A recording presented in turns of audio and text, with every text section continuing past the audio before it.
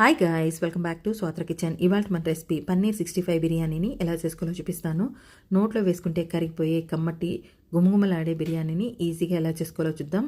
Mixing bowl తీసుకొని అందులోకి 1 cup basmati రైస్ని వేసుకొని వాటర్ పోసి 2 టైమ్స్ వాష్ చేసుకోండి. ఇందులోకే వాటర్ పోసి హాఫ్ అన్ అవర్ పాటు నానబెట్టుకోండి. ఇప్పుడు పన్నీర్ 65 చేసుకోవడానికి 300 గ్రామ్స్ పన్నీర్ని తీసుకొని చిన్న చిన్న క్యూబ్స్గా కట్ చేసుకోండి.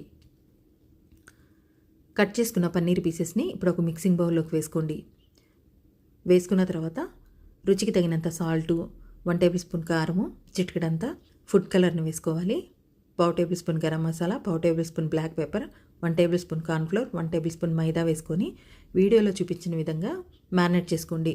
చిటికెడంతా వాటర్ కూడా చల్లి చక్కగా మ్యారినేట్ చేసుకొని కాగుతున్న హాట్ ఆయిల్లోకి ఒక్కొక్క పన్నీర్ పీస్ని వేసుకుంటూ ఆయిల్లో ఎన్ని సరిపోతాయో అన్ని పన్నీర్ పీసెస్ని వేసుకోండి.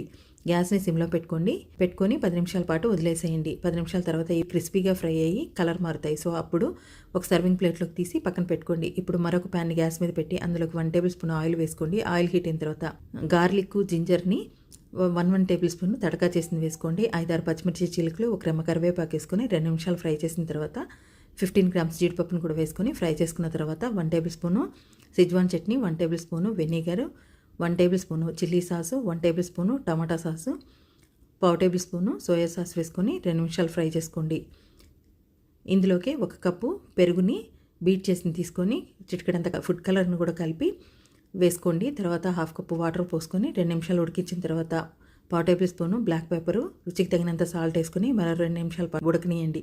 తర్వాత ఇందులోకి ఫ్రై చేసిన పన్నీర్ పీసెస్ని కూడా వేసుకొని 2 నిమిషాలు ఉడికిన తర్వాత 1 టేబుల్ స్పూను ధనియా పౌడర్, చిటికెడంతా లెమన్ సాల్ట్ని సన్నగా కట్ చేసుకున్న కొత్తిమీర కూడా వేసుకొని 2 నిమిషాల పాటు హై ఫ్లేమ్ మీద టాస్ చేసుకోండి. కొంచెం గ్రేవీగా ఉన్నప్పుడు గ్యాస్ ఆఫ్ చేసేసుకోండి. ఇప్పుడు మరొక కడాయిని గ్యాస్ మీద పెట్టి 100 గ్రామ్స్ ఆయిల్, 1 టేబుల్ స్పూను నెయ్యిని వేసుకొని వేడెక్కిన తర్వాత ఇందులోకి హోల్ గరం మసాలాని వేసుకోండి. వేసుకున్న తర్వాత 5-6 పచ్చిమిర్చి చీలికలు, అలాగే ఒక ఆనియన్ని సన్నగా కట్ చేసింది వేసుకొని పచ్చివాసన పోయేదాకా ఫ్రై చేసుకున్న తర్వాత 1 tablespoon ginger garlic paste కూడా వేసుకొని పచ్చివాసన పోయేదాకా ఫ్రై చేసుకోండి. ఇందులోకి సన్నగా కట్ చేసిన కొత్తిమీరని, సన్నగా కట్ చేసిన పుదీనాని కూడా వేసుకొని మరో 2 నిమిషాల పాటు ఫ్రై చేసుకున్న తర్వాత 1 కప్పు బాస్మతి రైస్కి 1.5 కప్పు వాటర్ పోసుకొని రుచికి తగినంత సాల్ట్ వేసుకొని ఒకసారి కలిపి మూత పెట్టి ఒక పొంగు రానియండి.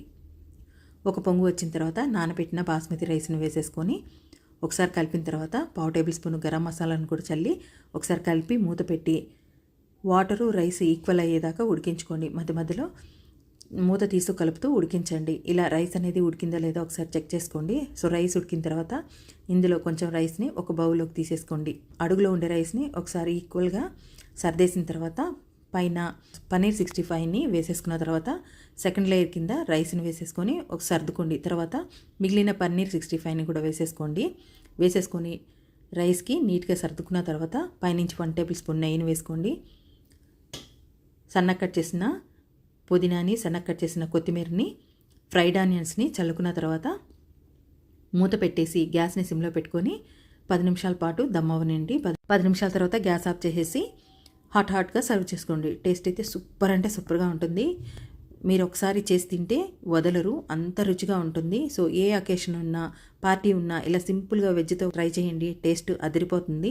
గుమగుమలాడే కమ్మటి పన్నీర్ 65 బిర్యానీ రెడీ అయిపోయింది. మీరు ఎప్పుడన్నా ట్రై చేయకుండా ఉంటే తప్పకుండా ట్రై చేయండి. సో మీరు కూడా ట్రై చేసి మీకు ఎలా వచ్చిందో కామెంట్ చేయండి. వీడియోని అసలు లైక్ చేయండి, షేర్ చేయండి. Thanks for watching.